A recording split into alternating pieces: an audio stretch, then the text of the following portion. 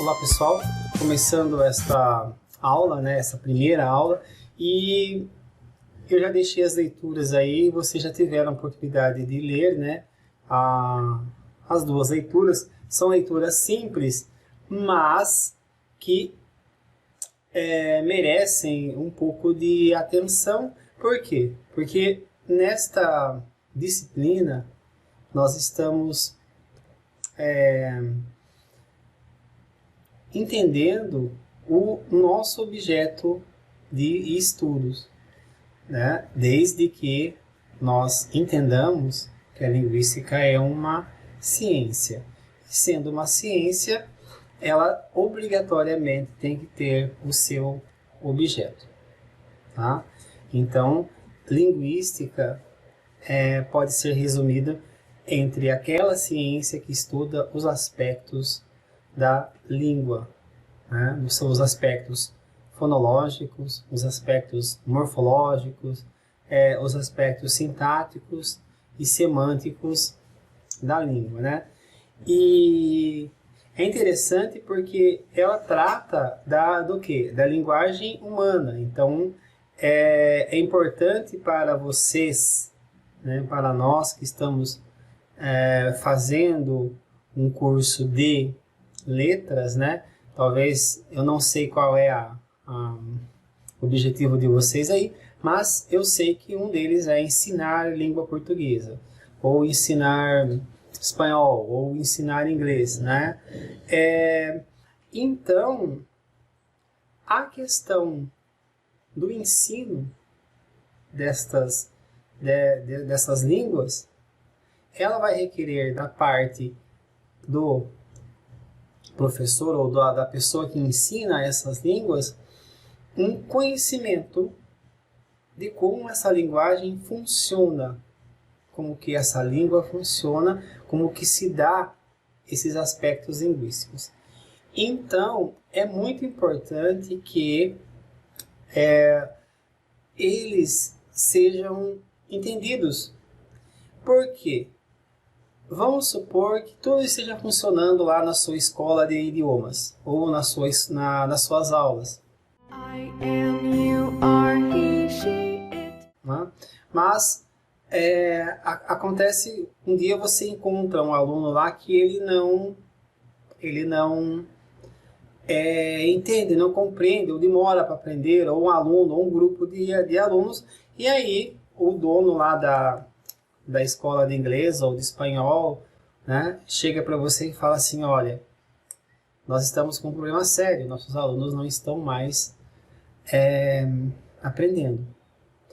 E nesse momento ele procura você, por quê? Porque você é uma pessoa formada na universidade e é uma pessoa com conhecimento acumulado para que resolva esse problema.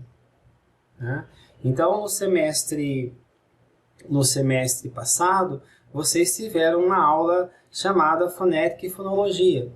Esta aula, ela apresenta a primeira camada ali do conhecimento linguístico. Tá? Então, como vocês viram na leitura número 1, o conhecimento linguístico não necessariamente passa pela compreensão desse próprio conhecimento. Então, vamos supor que eu seja um poeta da língua portuguesa, que use a língua portuguesa, mas não necessariamente eu sou obrigado a entender de onde vem essa língua, como que ela se dá, como que ela se formou, qual é a evolução dela, de que língua anterior ela veio. Não, eu tenho apenas que fazer belas poesias com meu conhecimento, meu dom. E cabe ao estudante de letras, então, entender o uso dessa língua pelo escritor, pelo poeta, por todos aqueles, pelo falante normal, pelas pessoas na rua, Então, esse conhecimento da língua, ele está, de certa forma, reservado ao quê? a que você consiga olhar para ela, né, usando os próprios recursos. Nós chamamos isso de metalinguagem. Então, é quando você pega lá a língua, né, você estuda ela utilizando os próprios elementos.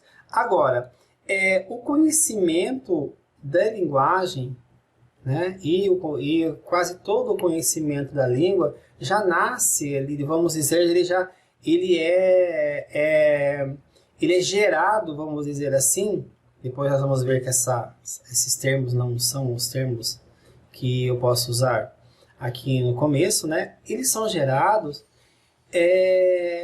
já no seu crescimento social. Então, uma criança, por exemplo, de 4, 5 anos, ela nunca teve uma aula de gramática, mas ela consegue utilizar a língua, né? E aí nós vamos chegar nós vamos chegar em aulas, né? Vocês terão aulas sobre isso, no qual nós vamos ter que perceber, por exemplo, que o tanto de conhecimento, tanto de palavras que a mãe fala com a criança, né, não é um conhecimento aparentemente suficiente para você perceber quantas sentenças aquela criança vai criar posteriormente, lá com 2 anos de idade, 1 ano e meio. Né? Então, nós percebemos que não é fácil definir o que é língua desde o seu início. Como que ela é adquirida, se ela é social, se nós já nascemos com uma língua, né? Então, tudo isso deve ser debatido dentro de uma ciência, e essa ciência é a linguística. Embora eu tenha que definir aqui com vocês, né, às vezes o que nós podemos entender como ciência. E para o leigo, né, então vamos entender que nós estamos aqui no primeiro ano da universidade, então nós estamos com um pezinho ainda no lugar comum, né, e aí um outro pé já fixado ali na universidade. A primeira coisa que vocês devem ter reparado na universidade é que ela é diferente um pouco do curso técnico.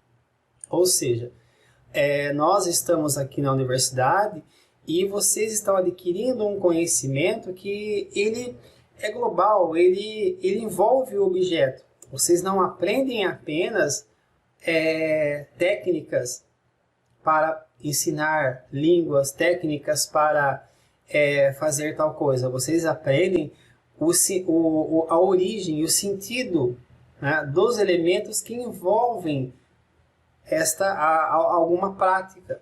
Então, por exemplo, você não vai entrar em letras para aprender a escrever, por exemplo, escrever um romance. Eu vou ser a nova Rowling, agora que eu entrei aqui na universidade. Não. Então, você entende que você imediatamente vai começar a falar bem o inglês porque você entrou aqui. Então, muita gente, às vezes, tem essa ideia, né, do lugar comum. Filho, como é? Já aprendeu bastante inglês lá na universidade? Né? Então, aí você fala, não, pai, eu só vi linguística, só vi falar de um tal de Saussure, e outro professor ficou falando. Eu acho que de inglês ou da língua, né, pode ser espanhol, só tive uma aula nessa semana. Hola, yo soy Sabi. Empecemos a aprender español. Né? E aí você começa ou você sai da universidade, ou você começa a olhar para o que se faz na universidade. E na universidade se faz ciência. Mas o meu pai falou, não acha que eu faço ciência, porque para ele, cientistas são aquelas pessoas que andam de jaleco, ou senão mostrando aquele tubo de ensaio assim, atrás de vidro, né? Não. Eles também são cientistas, mas nós também trabalhamos sobre o método da ciência. Ou seja, o método científico, ele não é baseado, por exemplo, em um achismo, né? Aquilo que você fala assim, hoje eu entendi. Então, nesse momento, por exemplo, nessa pandemia, nós estamos vendo muito bem isso. Qual é o discurso científico e qual é o discurso, digamos, do data ali do DataZap, né, que as pessoas pegam a informação. Né? A diferença da ciência que nós devemos entender aqui na linguística é uma das primeiras questões. Tudo que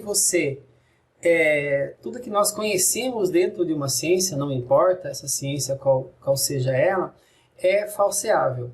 Ou seja, se espera que as pessoas encontrem um erro nessas afirmações, nas comprovações dessas hipóteses, e que cada vez que as pessoas procurarem falhas nessas hipóteses, elas vão sendo cada vez mais fortes, caso elas passem nesse crivo da pesquisa. Então,